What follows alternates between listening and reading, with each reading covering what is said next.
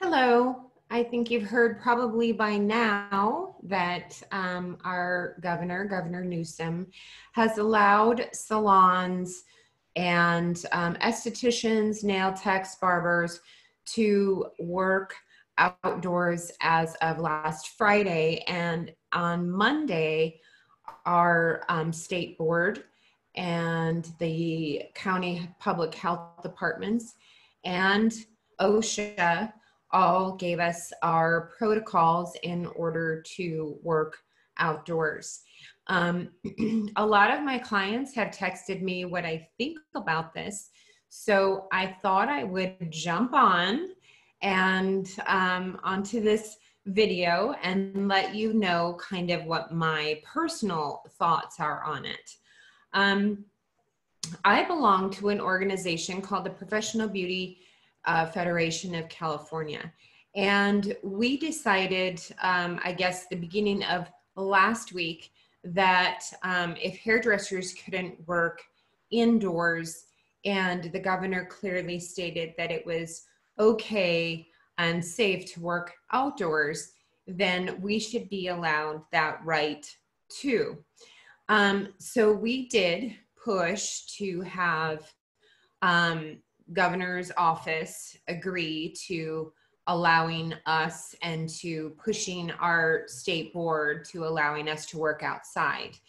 Technically, legally, the state board doesn't have any jurisdiction over us outside of our businesses. So it then reverts to the public health department, OSHA, and the cities and our liability insurance. So we have, while we did push for that, and I was advocating for that, with all these other entities coming into place, meaning our cities have to permit us to allow us to be able to work on sidewalks, even not in our backyards, but we're not technically licensed, and it's state board says it's not okay to work in our backyards, that we have to actually work within our establishment. So we're a little bit stuck in between all of these governing agencies, being the governor's office, the state board, the public health department, and OSHA. And it's really the protocols with safety and sanitation that we already have to follow, even pre-COVID. And with the new safety protocols with COVID, with masking and stepped up sanitation protocols that we have to follow through our public health department. And now public health department says we can't use water because they are concerned about the runoff. So we can't bring people indoors to shampoo, and we can't somehow figure out how to shampoo outdoors. I mean, they do have portable shampoo bowls. We couldn't do that outdoors because there's a runoff. So the chemical services are really not allowed. It would just be cutting services, and many of the cities have not agreed to allow us to work outside because there is now a liability issue with the cities. So it puts us in a bit of a quandary, and basically these entities between our insurance companies, between our state board, between the governor's office, between OSHA, between the public health departments, it's made it very, very difficult to work. So, you know, who knew that it would be that difficult to be able to cut somebody's hair, especially when I feel that we have additional training now above and beyond our actual, what we're licensed for. Because our license, I think what people need to understand is our license isn't to cut hair, technically. Our license, we're licensed by the Consumer Affairs to keep the consumer safe from bacteria, viruses, germs, illnesses, stuff like that. So that's really what our state board testing is really for. We really, you know, at least when I had my salon, that's why we had a year-long training program, because you learn the basics of cutting hair and coloring. You learn a lot of chemistry in cosmetology school. It's safe practices, because we do work with chemicals and we do work the public and we do work so closely with you, that we do need to know those things. So that's basically what our license really means. So right now, even though I was advocating last week to have the governor allow us to work outside, now I've kind of stepped back and I see all the protocols. And now I am asking the consumer in my industry to just allow us to do what we know is safe.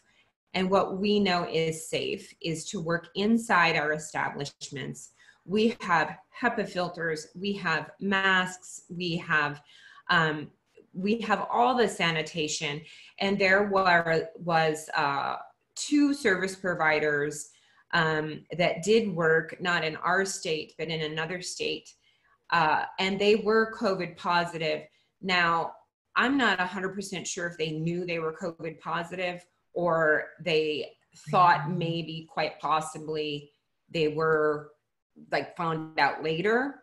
But these 2 service providers or hairdressers, they worked at Supercuts, and I'm sure knowing Supercuts has all, because it's a corporation, they have had all the protocols in place that we're supposed to follow. And they worked on 100, and I believe it was 139 clients over a period of time where they thought they were COVID positive. And after all of the investigation that the public health department did in that county, nobody was determined to have, none of those 139 clients were believed to have gotten COVID-19, and they were not believed to have passed it on to anyone. And the public health department did extensive research. So what that says to me is it proves that what we do as an industry and the protocols that we have put in place and the protocols that I have put in place are in fact safe for you and the consumer to enter into our establishments and allow us to work how we're supposed to, how we're supposed to work, how we're trained to work. And that is to protect you. And it is to provide you with safe and fantastic service. So I really appreciate all the people that have reached out to me and asked me what my thoughts are. So those are my thoughts. And I hope you are safe. I hope soon that the governor will allow us to re-enter our establishments, and we will be allowed to go back into our salons, and you can come back into my studio and be serviced. And I just look forward to that day, because I want this to be over. And I want to be able to go back and service you in a safe and sanitized environment, because I don't think that that is outside. Okay. So thank you for listening to me ramble on.